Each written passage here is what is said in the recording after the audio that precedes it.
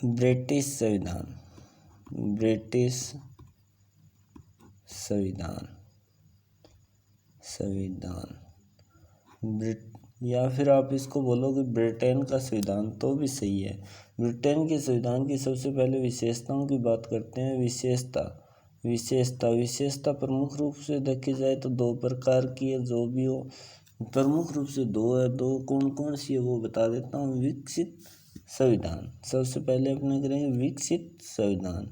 दो है, एक है विकसित संविधान, दूसरा अलिखित संविधान। विकसित संविधान, विकसित संविधान। विकसित संविधान क्यों कहा जाता है? क्योंकि लगातार पिछले 1400 वर्षों में, पिछले 1400 वर्षों में यह निरंतर विकासशील रहा है, निरंतर विकासशील रहा है, विकास करता रहा है। आप यूँ भी कह सकते हैं विकास करता रहा है। और इसका निर्माण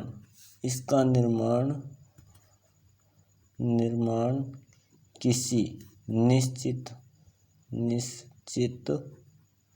संविधान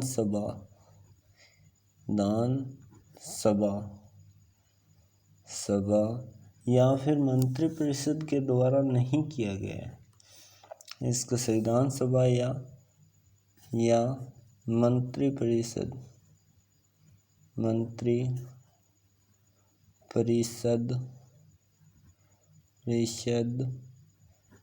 के द्वारा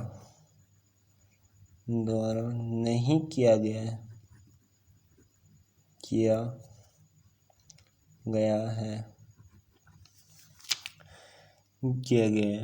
इसी कारण इसका विकास धीरे धीरे हुआ है, धीरे धीरे मतलब आवश्यकताओं के अनुसार हुआ है। इसका धीरे धीरे आवश्यकताओं के अनुसार हुआ है।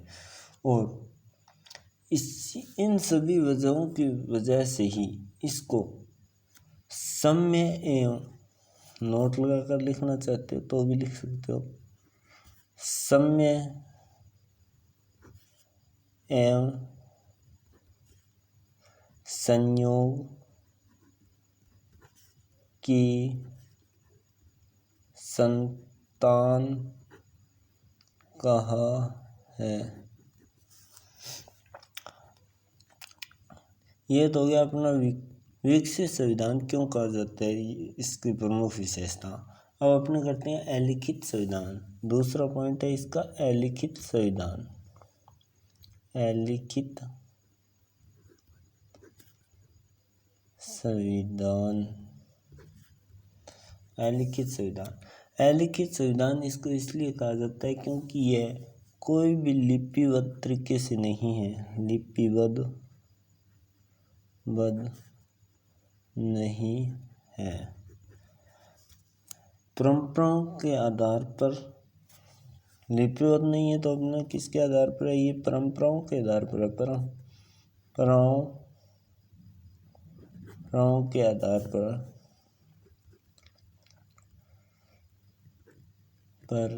है। इसी कारण इसके अंदर रूढ़ियों ने सबसे ज़्यादा, जो भी पुराने रीति रिवाज, रूढ़ी मतलब जो भी पुराने लोग थे उन्होंने बहुत अधिक प्रभाव दिखाया है। किसने प्रभाव दिखाया है? रूढ़ियों ने बहुत अधिक भाव दिखाया है।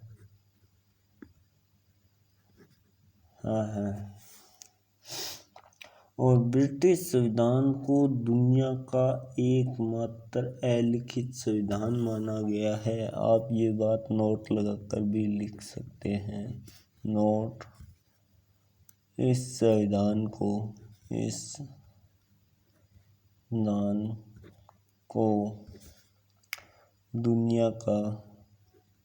दुनिया या विश्व का एकमात्र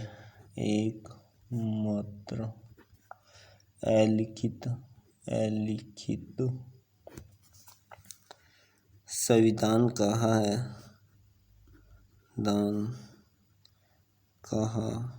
है। चलो ये तो हो गई यहाँ तक इसकी विशेषता की बात। प्रमुख 2 विशेषताएं थी, दोनों कंप्लीट कर दी अपने प्रमुख मोटे मोटे रूप पर। और आगे बात करते हैं इसके स्रोतों की। तो स्रोतों की बात करते हैं। स्रोत कौन कौन से हैं? तो स्रोत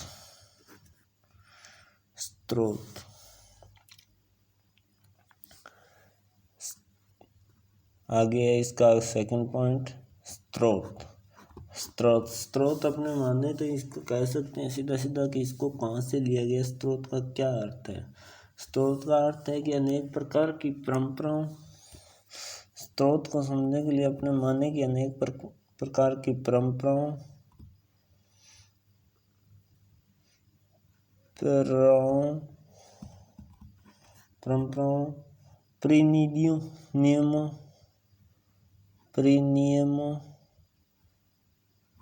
प्रीनियमों और न्यायिक निर्णयों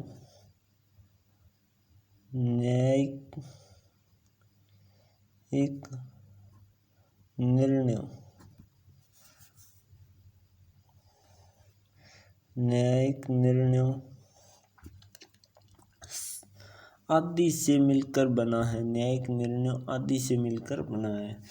और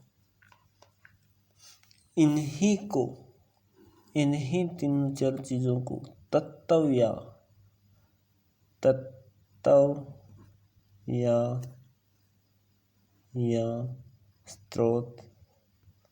स्रोत कहा जाता है।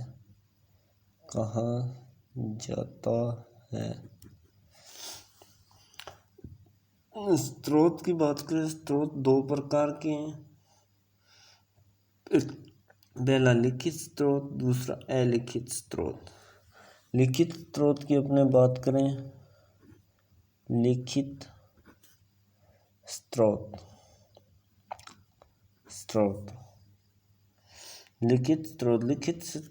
के अंदर आता है कि अधिकार पत्र, संसद द्वारा पारित अधिनियमों, न्यायिक निर्णयों और टीकाएं आदि आते हैं। और अलिखित संविधान दूसरा है। अलिखित संविधान। अलिखित के अंदर सबसे सामान्य सी बात है कि इसके अंदर सामान्य विधि और संवैधानिक परंपराओं, रूढ़ियाँ आदि आती हैं। इसके अंदर कोई कुछ भी नया नहीं है, जो पहले था वो ही है। अगर आपको वीडियो अच्छी लगी हो हमारी, लाइक सब्सक्राइब जरूर कर लीजिएगा।